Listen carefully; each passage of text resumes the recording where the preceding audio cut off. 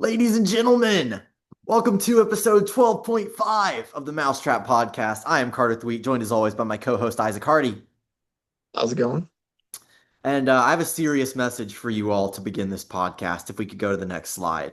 I want to offer an apology to all league members, sincerely. We recorded our episode with Grant, a fine episode. Grant did an outstanding job. But we recorded it at 6:30 Isaac time, 7:30 Carter time, 8:30 Grant time. And I had a woman in my life who wishes not to be identified say that she turned the episode off because, quote, the vibes were off. The energy was low, and the time of day is no excuse. And I apologize. It was not my best performance, and you all deserve better, and you're going to get better. So that's my solemn apology. I don't know if Isaac has Mm, anything to add, but whether we record at 1 a.m.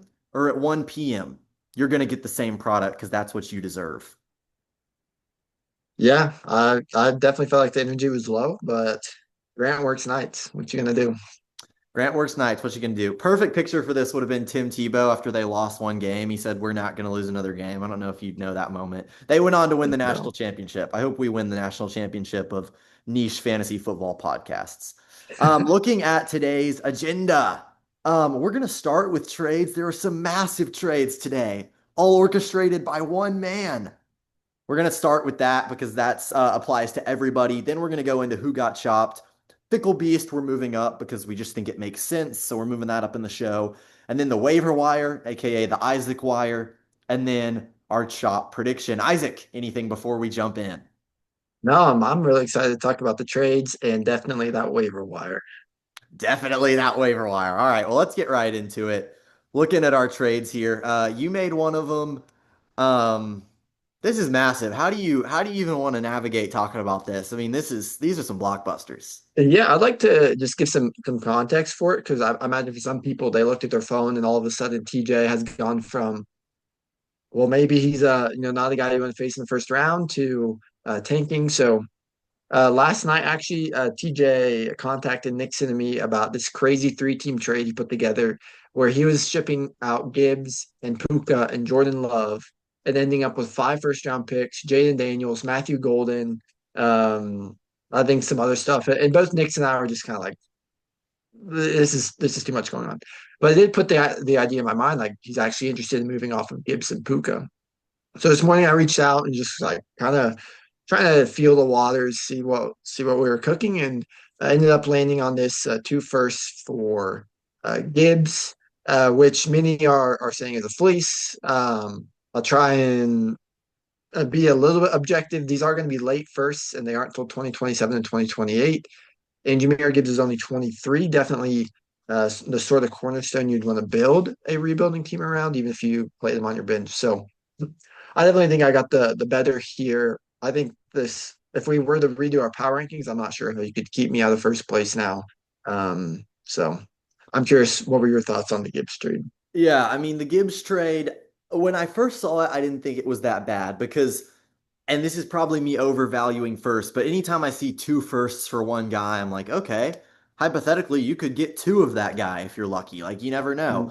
Mhm. They are going to be late firsts. I was a little surprised when I put it into my best friend keep trade cut, just how lopsided this was. It really thought you got the better of it. Um, yeah, I don't hate TJ getting two firsts, but like you said, just not for this player.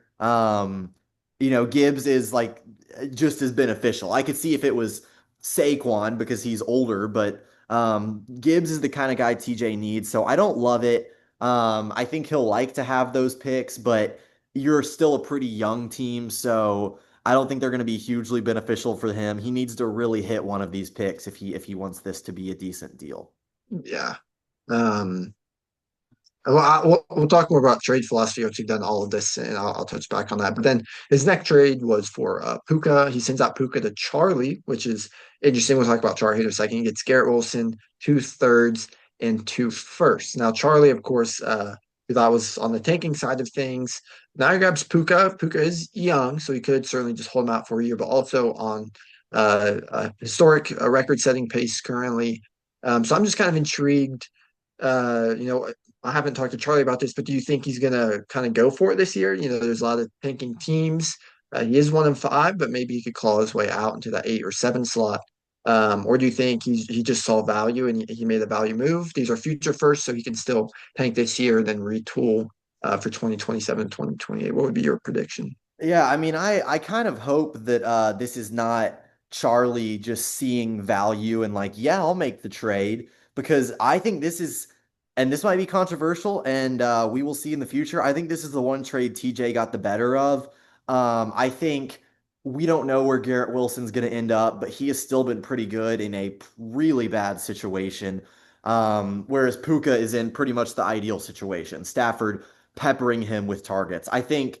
Puka's gonna be good, but I think this is a pretty good job of selling high by TJ. I think you could say Garrett Wilson at least could be in the same stratosphere as Puka, and so getting two firsts in addition to that when we don't exactly know what Charlie's team's gonna be in those years, I think that's pretty good, plus the other picks.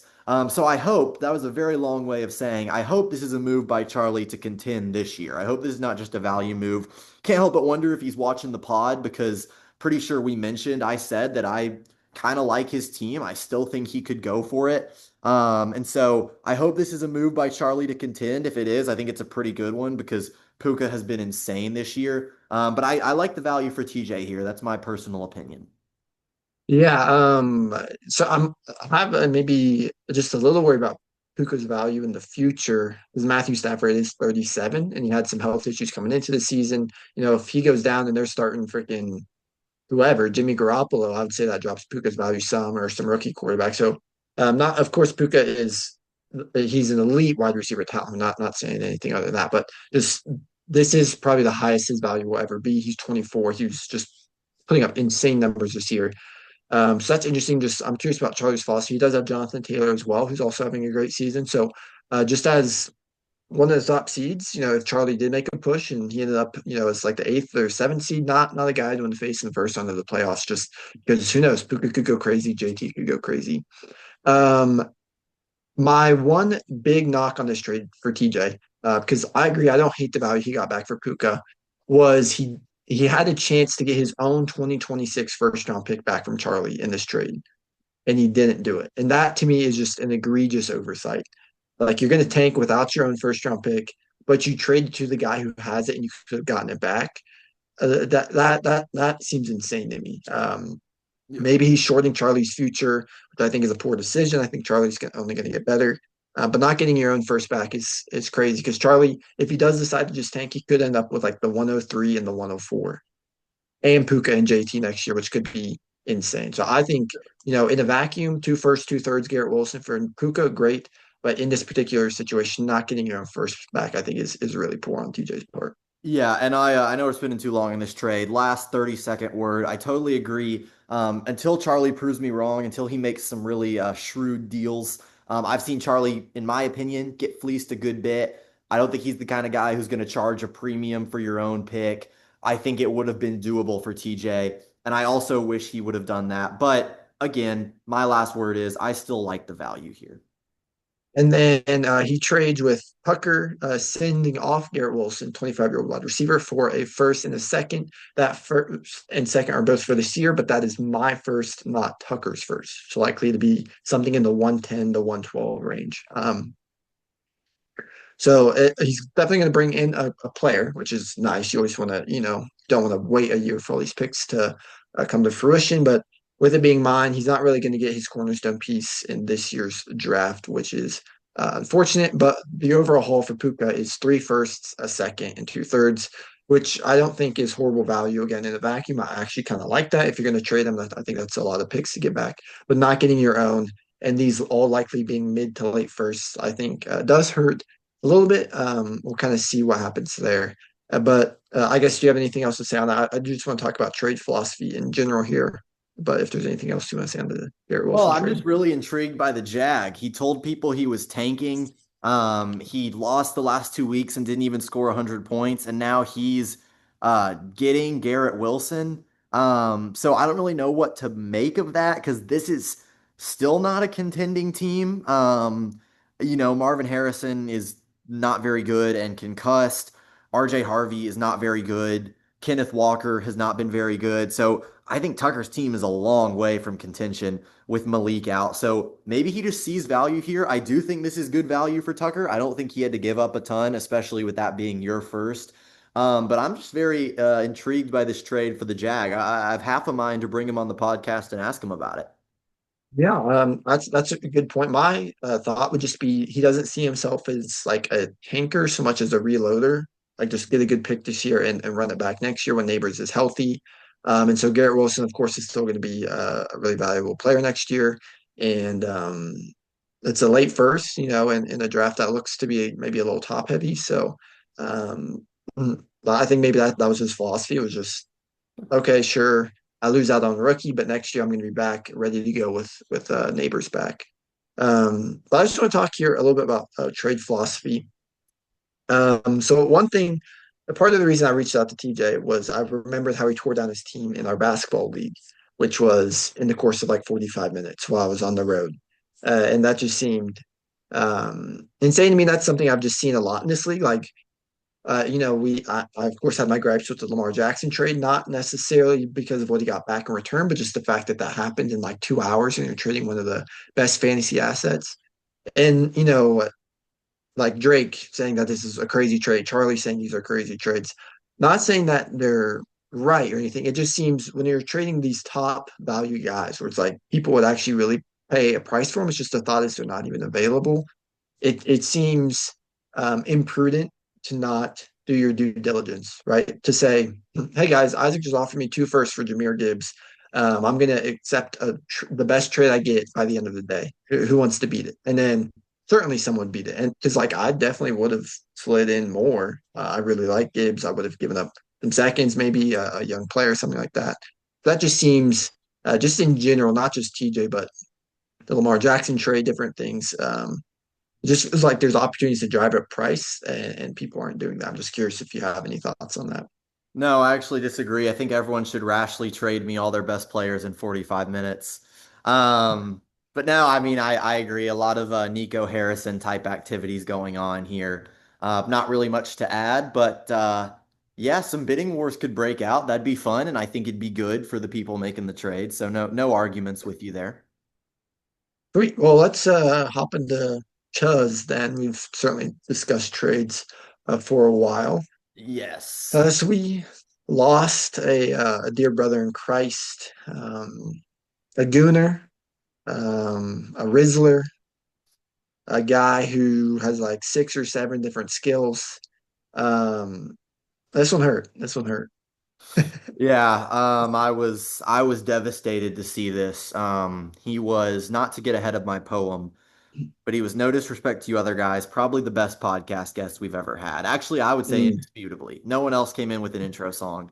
Um, yeah, he was special, and I'd like to read a little poem now, a special Chitty themed poem, if you will. No other poem will ever be like this again.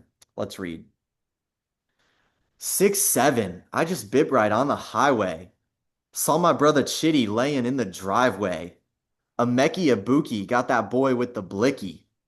Hit him with the bullet, like that ish was sticky. Saw the work huz, homie, they was in hysterics. No more getting riz like Kanye back in Paris. On my mama, best podcast guest we ever had. Could only beat it if we got Trent Jennings' dad. Hmm, we gon' miss him, homie, I know that for certain. But there's always another year behind that curtain. So rest up, my brother. We gonna get your get back. If I know Rick's son, he gonna always get his lick back. 6'7". Mm. I think that might be the best poem we've had so far. I was kind of hoping you would hit like a in between each line, but that's fine. It was Not bad. it was my first time. We'll get better. I honestly think Emeki Egbuki is the funniest thing that's happened on this podcast. That was Yeah, I have to remarkable. agree. I can't really maybe the New York fix would come close, but that was intentional. And that I mean, Ameki Ibuki is just the kind of comedy you can't plan. It was great. Yeah, but let's slide on to our fickle beast here. Yeah, we moved Fickle Beast up because we figured it made more sense to do it when we've just talked about, Tyler or whoever it is. So I got to figure out how to screenshot these rosters better. I apologize if this looks bad. But Tyler competing with Grant here. Obviously, we know Grant. I'll go through it briefly. The big one is CD Lamb getting injured. Malik Neighbors. I can't remember. It's been so long now. Was that the game Neighbors got hurt, or did he just play bad? It was just a bad game. Just a bad game. And then Dak playing worse than he usually does, losing to Chicago. On Chitty's side, we've got a poor performance from Debo, an Egbuka injury, Stafford playing badly. Do you think that, and I mean, I think one of James Cook's worst performances of the season, too. Do you think this is a new fickle beast? What are your thoughts here? No, I just think, he had like their community played up to par and Pat, JT, Jamar all boomed. Whereas on Grant's team, he only had two boomers and everyone else was a bust, just a complete bust. I think this is probably the closest we've had since we've had the sword, but I definitely think it still is gonna stay with Grant. Yeah, I'm inclined to agree with you. I think it's gonna be hard to beat Grant because now the teams are so good, you're just not gonna have as many busts. But we'll see. Long season ahead. But yeah, Tyler had a lot of good performances and a lot of bad performances, whereas Grant really just had mostly bad performances. So I definitely Yeah. think he keeps the Fickle Beast crown. Yeah. In honor of Tyler, though, just because what you just said, I'm just gonna go bust. Let's move on to our waiver report. So like you said, this was mostly me. I had by far the most cash left. Austin had the second most at $47. So, you notice I had a couple of $48 bids that I knew were just guaranteed locks for me. Hmm. Um, so I'll let you, what do you see the four guys I grabbed here? Yeah, let me just say, first of all, I've got to do some research to confirm that this is true. Where is Caleb Williams at in this league nowadays? Not on my team. He's on waivers. How much money did you have this week, Isaac, to spend? 185. 185. Austin spent $303 on Caleb Williams, who is no longer on his team. I think that's a worse bid than CD. Like, at least CD would be relevant now. Like, Austin would have 300 more dollars. He would have won the league if he did not buy Caleb Williams for $303. I just had to bring Well, that up. if I Um, may, if you remember, I spent $400 on Joe Burrow the week he got hurt. So I've been running this with a Yeah, lot less too. it's amazing that you're in the position that you're in. I do need to go back. Austin, feel free to comment if Caleb Williams maybe saved you from getting chopped in a week. That would be the only saving grace, but I honestly doubt it. Well, the $48 bid thing is really smart. And I want to look at your team here. You get Jonathan Taylor for $48, and I think that's awesome. Kyron and Saquon, I trust much less at this point.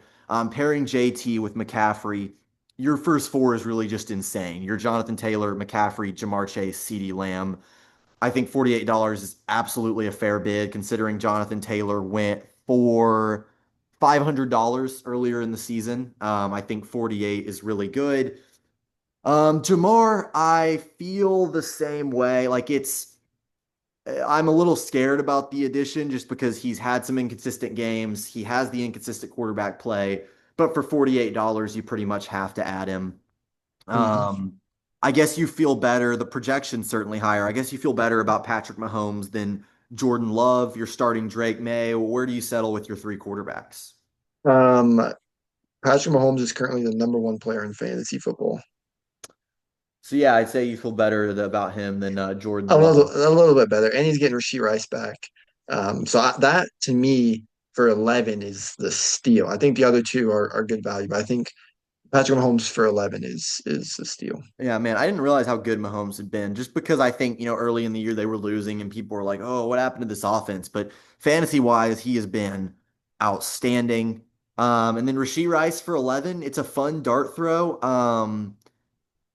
Yeah, I agree with no one else going higher though. I think with the budgets that these guys have, I think it's too big of a risk to put, $15 is a lot for almost every team. Some teams don't even have $15. So I think 12 or more to beat you would have been a lot to put on a guy that we don't really know what we're getting from him. But that could be a guy who, in the championship or in the next to last round is paying huge dividends for you. So I like all these bids, but I don't think you did anything masterful. I think the masterful stuff was in the earlier weeks, saving your money to get to this point.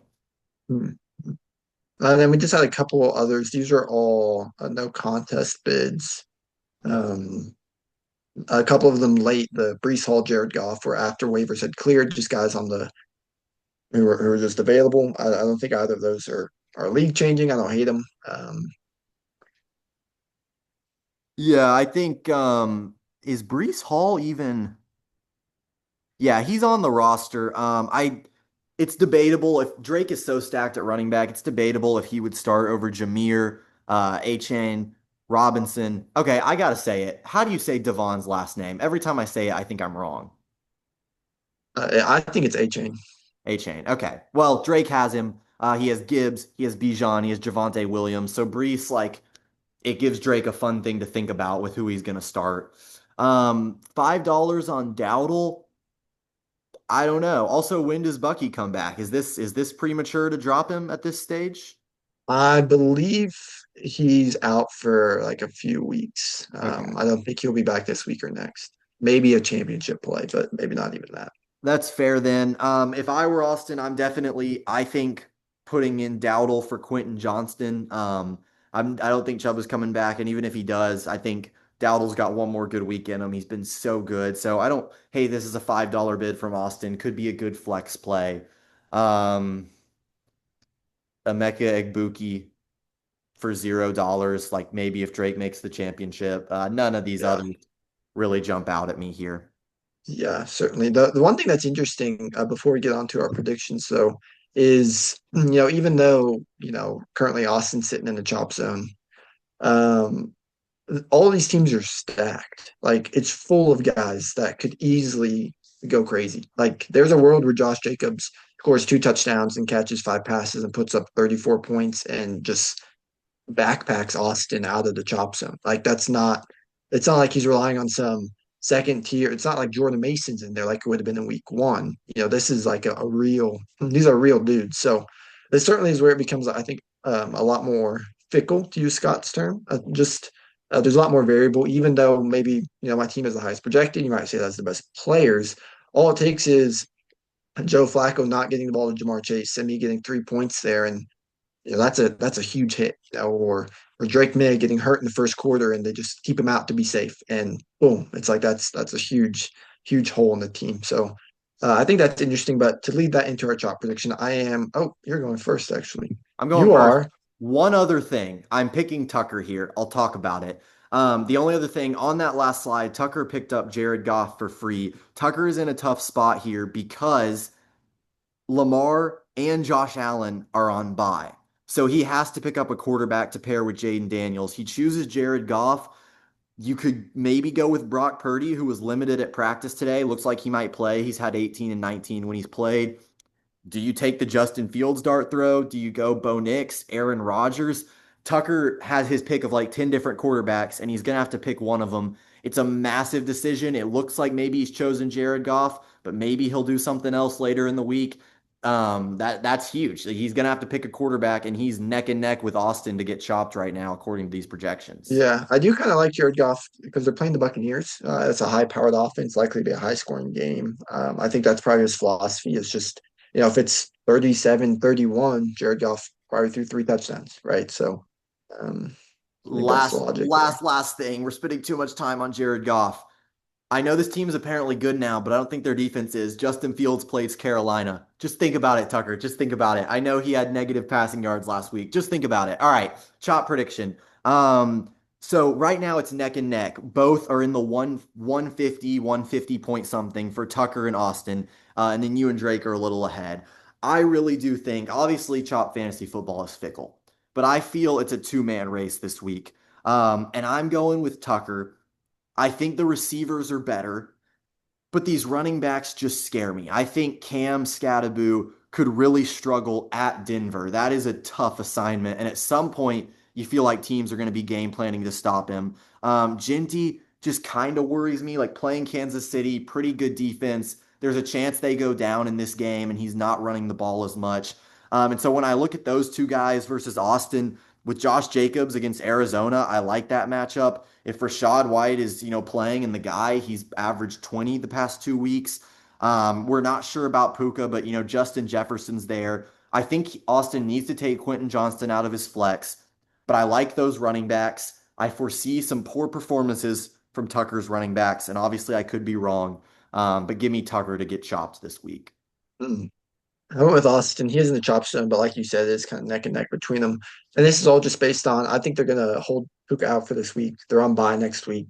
I think without Puka there, um, I think that just significantly lowers his ceiling. Like if you look at the squad, who's the one guy who's like really gonna like pop off? Who could really like backpack this team? It's Puka. And if he doesn't play, Devontae Adams is a nice replacement, but he's not Puka. And so I think that's what it's going to be. There's going to be no Puka. His team's going to do well, probably score 150, but I think 160 is probably going to be the bar. I think he's going to get chopped. There's a high chance. You know more about this league than me at this point. I've been absent from it for several weeks now, so we shall see.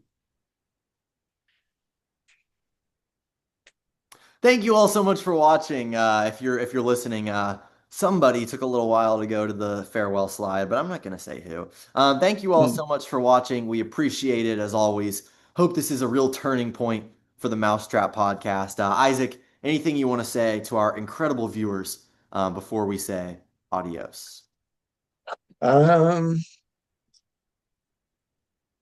I would just again encourage us to have more robust trade philosophy and a bit more patience on our trades. I think we would have a lot less fleeces in the league on both sides. So just something to think about. Something Yeah. to think about. A lot of trade talk tonight. Feel free to comment your thoughts on trading philosophy in general, on TJ's trades, on what's the Jag doing with his team. We want to hear you in the comment section. Let's try to get 3 comments on this video. Can we do it? 3 comments? I think we can. Thank you all so much for watching, and we will see y'all in the next one.